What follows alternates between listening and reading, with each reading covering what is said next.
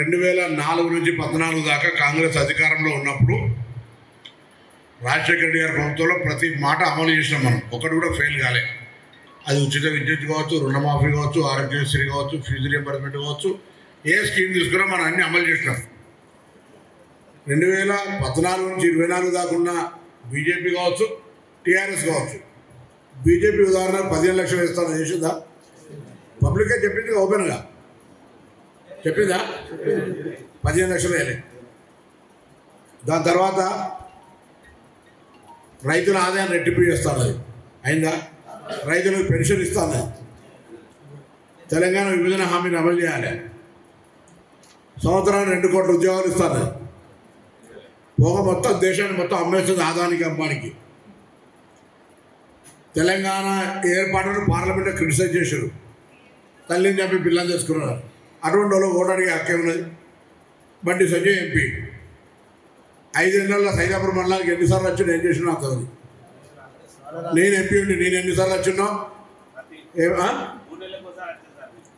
ప్రతిసారి ఎప్పుడైనా ఏ ప్రోగ్రాం అసలు వదిలిపెట్టలే. కంపల్సరీ సైదాపురంలో నేను అన్ని గ్రామాలు తిరిగిన. అచ్చా భక్తి అంటేవా, నేను ఎవరితో పోటీ అవసరం లేదు. మన భక్తి గుండెల్లో భక్తి ఉండాలి, గుళ్ళే దేవుడు ఉండాలి. కానీ వాళ్ళు ఓట్ల కొరకు భక్తిని వాడుకుంటారు. ఇది దయచేసి ప్రజలకు చెప్పాలి. మనందరం భక్తులం కాదా? మన భక్తి లేదా? వాళ్ళు ఓన్లీ ఓట్ల కొరకు అడిగే పరిస్థితి ఉంది. కాబట్టి దయచేసి అది భారతీయ జనతా పార్టీ. రెండోది టీఆర్ఎస్ 3016 నిరుద్యోగ వృత్తి ఇచ్చిందా? ఉద్యోగాలు ఇచ్చిండా?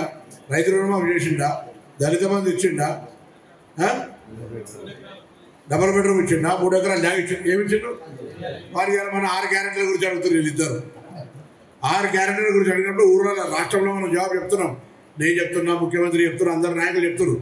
ఊర్లలో మీరు కదా చెప్పాల్సింది. నేను ఊరికైనా ఊరు వచ్చి అన్న నాకు ఓటే రిపోర్ట్ చేస్తున్నా అని చెప్పిపోయినా. కానీ ఓట్లు ఇచ్చింది గెలవడానికి కారణమైంది మీరు కదా. ప్రతి ఇల్లు తిరిగింది.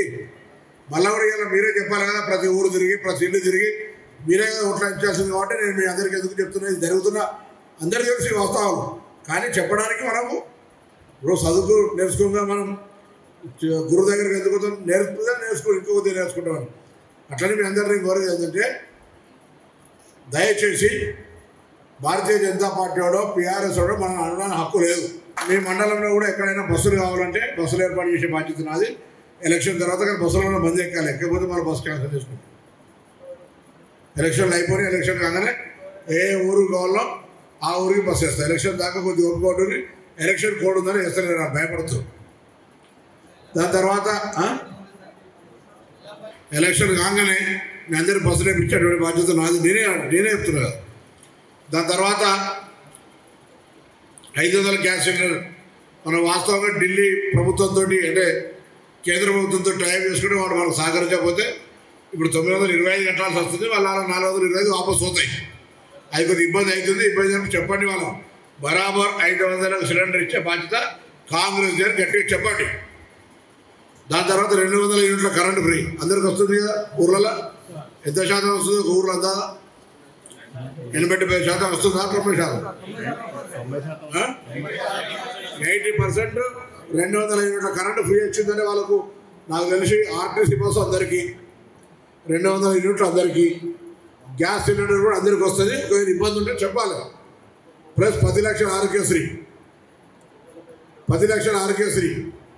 ఇలా ఆరోగ్యశ్రీకి సంబంధించి సక్రమంగా అమలు కావడానికి హైదరాబాద్లో మనలో వాళ్ళ ట్రీట్మెంట్ చేసుకుంటే కూడా ఉండడానికి నేను అక్కడ ఒక మనిషిని పెట్టిన.